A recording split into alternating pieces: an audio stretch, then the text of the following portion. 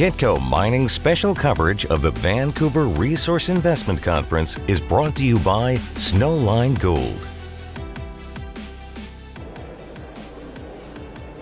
Will 2024 be a positive year for gold and gold equities? This is Paul Harris with Kitco Mining at the Vancouver Resource Investment Conference. And joining me today to discuss this is Adrian Day, Chairman and CEO of Adrian Day Asset Management. Adrian, welcome back to Kitco. Well, thank you, Paul, for having me. Now, Adrian, you've just given your presentation Right. here. Recession, stagflation, things that are potentially positive for gold were key themes in your presentation. Can you elaborate on your key points there? Sure, absolutely. I mean, a lot of people, when you talk, first of all, about a recession, they think, oh, a recession is going to be bad for stocks. We don't want to be buying gold and gold stocks in a recession. But people forget that all markets are always forward-looking.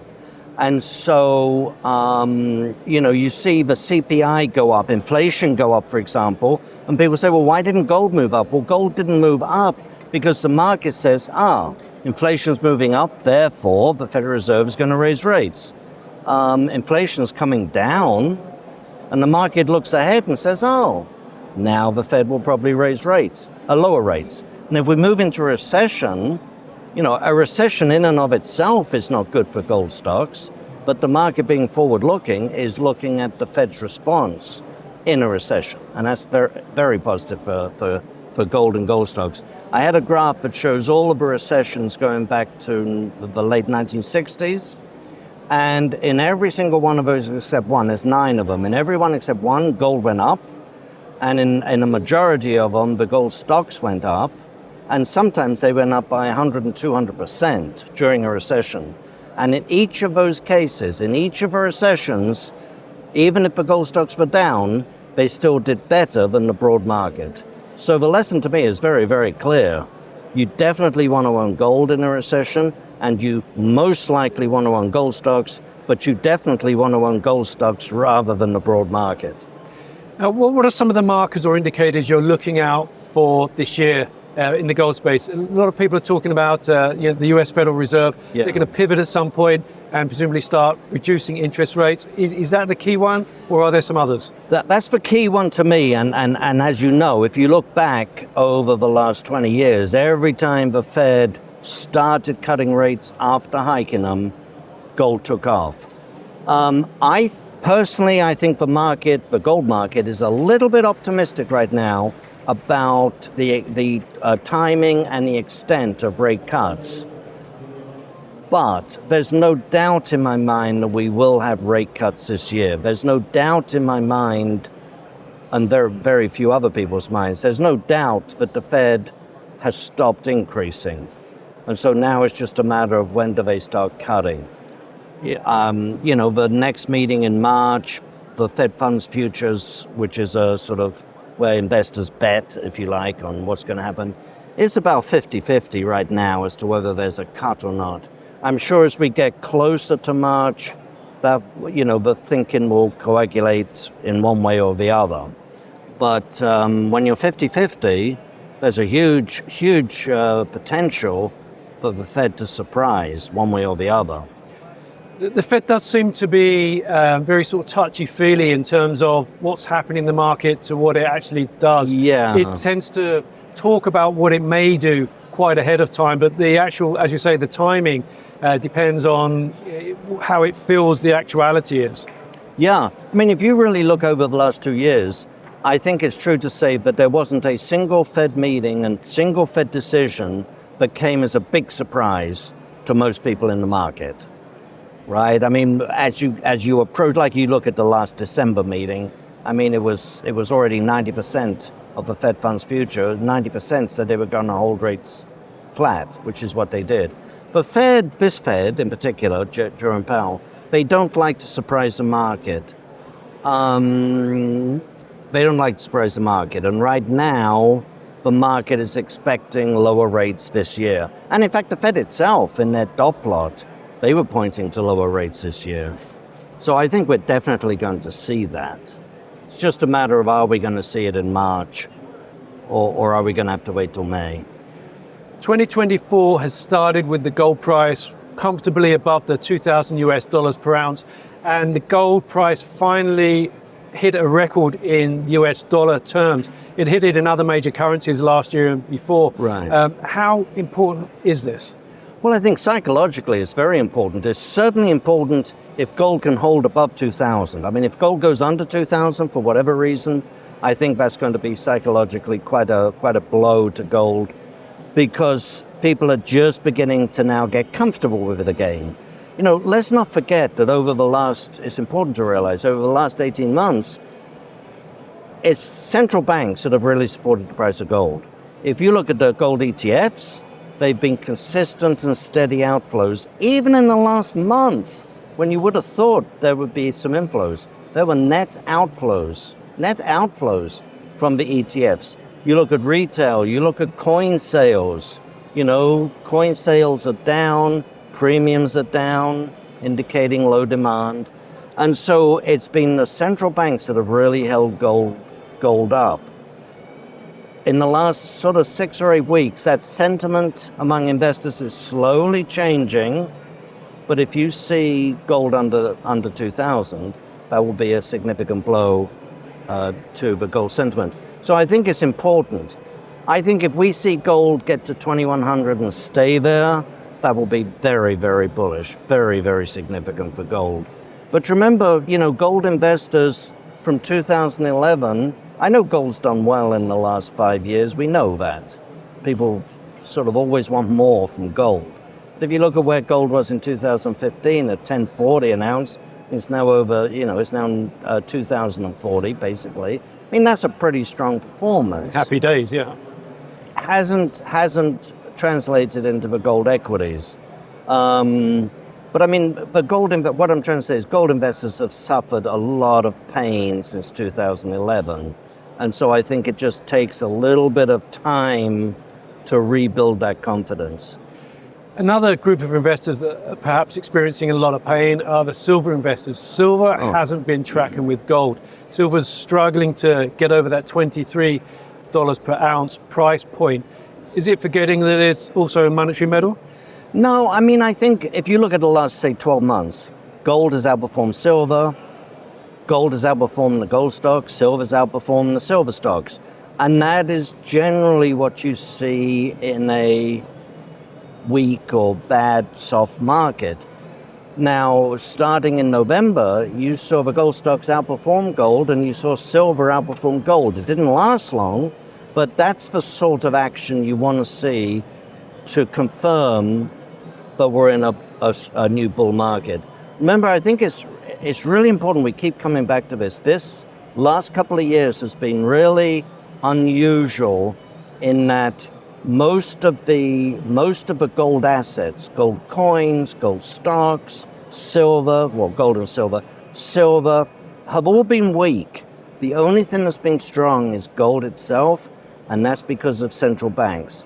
So it's a little bit anomalous. I mean, 6 months ago, I was saying to people that I really thought gold should be lower. And it would have been lower, of course, if it hadn't been for central banks. But I think that's changing now. And we saw a hint of it with the move in October, November, when silver started to outperform and the gold stocks started to outperform. Another commodity, Adrian, that has been showing weakness recently is copper, despite the fact that, again, copper's outlook, the supply and demand imbalance is very positive. The fact that there's few deposits to bring on stream, the pipeline is bare, and yet copper's been slowly but surely trending down. The copper price has been slowly but surely trending down. What's your view on what's happening in the copper space? Yeah, well, first of all, I'm very bullish on copper, on the 3 to 5 year time horizon, very, very bullish. I think people tend to forget that, we can talk about EVs, and electrification and everything else. But the most important thing for copper is still the health of the economy. And if the economy is weak and moving into recession, not just in the US and North America, but in China as well, then that's a negative for copper.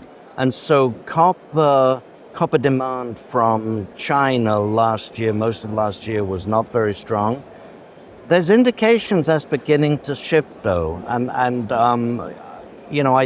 think if we see Chinese demand pick up a little bit, then all of these other factors come into play. Now, right now where we are, especially with my view on a recession, I'm kind of cautious on most of the metals, other than gold and silver, which are monetary metals, and can do well in a period of stagflation.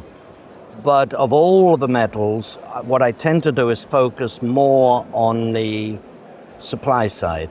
Obviously, the price is always determined by supply and demand. You can't just look at one and ignore the other.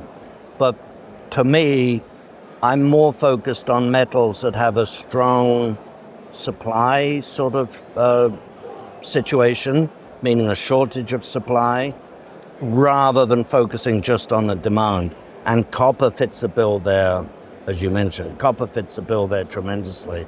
I mean, you look at the largest copper mines in the world that are undeveloped, and they're not going to move the needle on copper supply. And then you look at Cobre Panama that was closed down.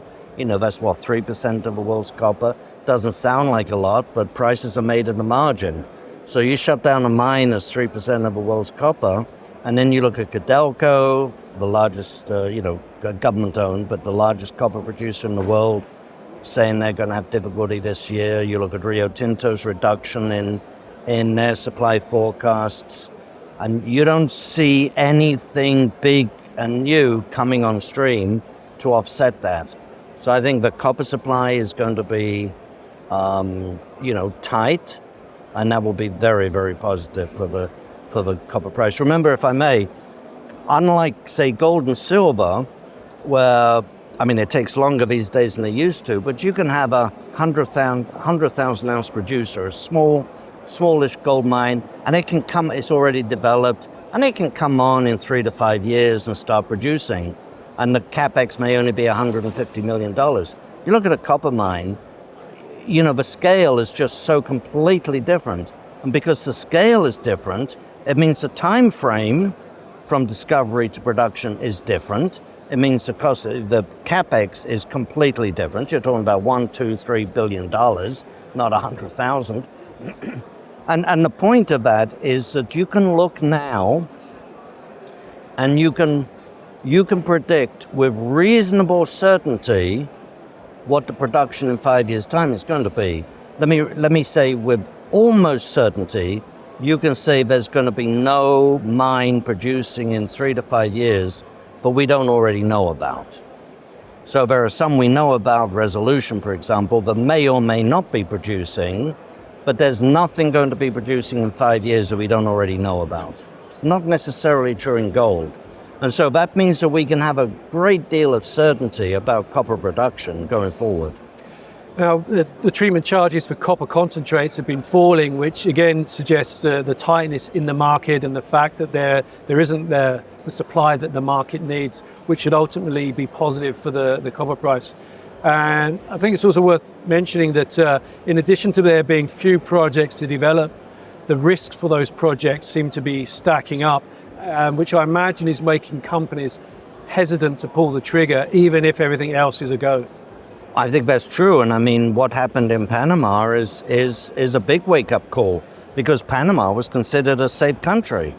And what happened there, and it wasn't just for one event, it was, remember, they had a contract that was renegotiated last year. And approved by the government? And approved by Congress and publicly, not proclaimed, but publicly issued. So that whole renegotiation to me was a bad thing, because they already had a contract. But now to get the renegotiated contract and slap it down and close the mine makes people think, oh, well, if I'm not safe in Panama, I wonder where I am safe. Okay. Last year was a really tough year for the junior equities sector. Commodity prices are relatively good now, but the junior sector continues to suffer. Why do you think there is that disconnect? Well, I think the main reason for the disconnect between all gold equities and gold is who's buying, as I say. So when a central bank says, I think we want some gold, they buy physical. They don't buy Ajax exploration, right? Because they're buying for safety, for security, as a defensive insurance policy. And so we haven't seen the investment and speculation return to this market. So I think that's the main reason why the gold stocks have not joined gold. It's a matter of who's buying and why they're buying. You know, you get gold stay above 2,000 and particularly move to 2,100, and people are going to start coming back very, very, very rapidly, I think. Especially if the broad stock markets just falters a little bit. So people will be selling their Tesla and Nvidia and, you know, everything else and looking for somewhere else to put it. Now, not all that money will go into gold stocks, of course, but some of it will. In the past, when we've seen significant movements upwards in the gold price, over, let's say, $2,000 per ounce, that has opened a financing window for the junior space. That really hasn't happened this time around. No. Well, what's different this time? Well, I think you've got a concern that just as gold is beginning to move up, you've had interest rates that Rick Rule playing it. You've had interest rates move up so dramatically. So you think we were at zero lower bound for best part of 10 years. So that means a lot of people were able to finance and extend maturities. Now suddenly you've got interest rates at 5.5.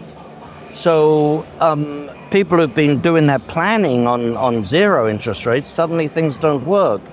So the big increase in interest rates definitely has hurt financing. And of course the equity market's being so weak. It's just really difficult to raise money without excessive dilution. That's the big opening, as we were talking before, for the royalty and streaming companies. But the royalty and streaming companies, which have great balance sheets, they're not really in the market for $1 and $2 million deals. So the juniors, the exploration stocks, are really orphaned at the moment. One group that we have seen increasingly invest in juniors, the majors making strategic investments. Is that a trend that you expect to continue? I think it's definitely a trend that's going to continue, but again, I've said this for years, as with most things, not just in the investment area, but most things in life, when we think something's going to happen, we always want it and expect it to happen sooner than it does.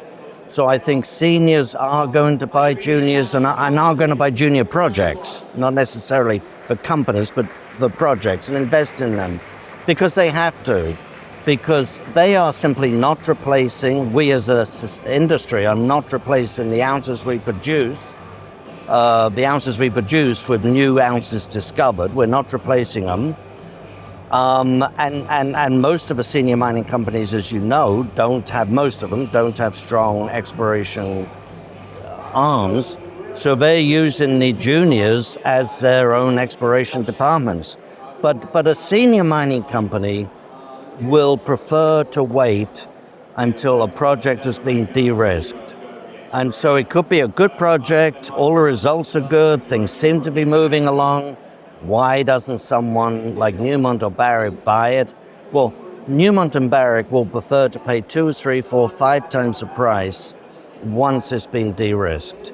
And de-risk means the metallurgy's been done, the community relations are done, the permits are in hand, etc., etc. So that's just their style.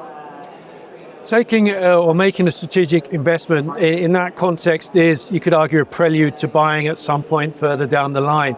M&A has been, let's say, stifled over the last year or so as the mega deal, Newmont buying Newcrest Mining, was working through, in part because Newmont said it would be looking to make $2 billion of divestments and synergies. So I get the feeling that a lot of people were sitting on their hands, waiting to see what may come out of that deal, see whether they're interested in that or not. Now that that deal's happened and Newmont's starting to follow through on that strategy, do you expect to see more M&A as people realize that, okay, there's nothing there for us, let's turn to our plan B playbook? Yeah, no, I think absolutely, but I will remind you and I'll remind the listeners, we had exactly the same thing in 2018 when Newmont bought Goldfields and they were going to divest this, and this, and this. But we really, and all of the mid-tiers and other seniors and mid-tiers were holding back, waiting to see what Newmont was going to sell from the Gold Corp. Didn't happen. It didn't happen. When Barrick and Randgold merged, people said, well, they're bound to be selling something to reduce that awful debt. Didn't happen. So that's not to say there were no sales, but the big, massive sales just didn't happen. So I think this time around, yes, if a company says, that mine is for me, that's a perfect fit, let's wait to see if they sell it, I think those companies will hold back. But in general, I don't think it's holding companies back, to be honest. I think it could be interesting to see what Newmont does look to release, because obviously with a higher gold price, an asset that may have been marginal at a lower price suddenly perhaps becomes more interesting. Yeah, let's keep that around for a bit longer. That's exactly what happens. And also they put their own engineers in, their own engineers, and they say, they weren't really doing this right. I'm not saying Newcrest wasn't, but we've got some other ideas for this. We think we can do better. So a combination of a higher price and also just thinking you can do better than the other people does mean that assets that they thought they were going to sell, they might hold on to. And the other big thing, of course, with Newmont is, are they looking to get rid of gold stocks? Are they going to gold mines? Are they looking to get rid of any of the, copper? Because, obviously the reason they bought Newcrest was for the copper. We all know that. So are they going to try to reduce their gold even further, which will make them less of a gold company? So there's all those thoughts that have to be going through going into the decision making as to what to sell. Okay. But generally, I think they'll be looking to sell the smaller mines, Now, given where we are in the markets and commodity cycles, what gold or copper equities do you think are a place to be right now? I think, broadly speaking, I think the place to be right now, and people at the VRAC may not like me saying this, but the place to be right now, the place to emphasize is the seniors, both the senior producers and the senior royalty companies. Because when gold moves significantly, when interest returns to the gold stocks, they're going to flow first to the big cap companies. So people are going to buy Newmont, and they're going to buy Barrick, and they're going to buy Agnico, which is not as well known among generalists as it should be. And they're going to buy Franco, and they're going to buy Wheaton. They're not going to buy Ajax Exploration. And so I think the way to, you should focus and emphasize the big cap miners right now, which is where the money will come. They're not only the first to move when gold moves, they're also the more certain to move. Excuse me. And by that I mean, if you buy Barrick, Newmont, Franco, and Wheaton, I can almost guarantee you that if gold goes to 2,500, you will do very, very well, and you'll probably do very, very well with all four. You buy Ajax Exploration and Consolidated Moose Pasture, etc., well, they may or may not go up. So the seniors are the first to move and the more certain to move. So I would emphasize those. Having said that, some of the junior, intermediate, and junior producers, and some of the exploration companies are stunningly cheap. But I think you want to emphasize among the juniors, you want to emphasize those that either have cash flow, have good balance sheets, or at the minimum have access to capital. You don't want to be buying a company that might have to go out and raise money in this market just to survive. Well, that's really good advice, Adrian. Thank you very much for joining us today. Well, thank you very much for having me, Paul. Good to see you. And this is Paul Harris for Kitco Mining at the Vancouver Resource Investment Conference. And if you like what you see, don't forget to subscribe. Kitco Mining's special coverage of the Vancouver Resource Investment Conference is brought to you by Snowline Gold.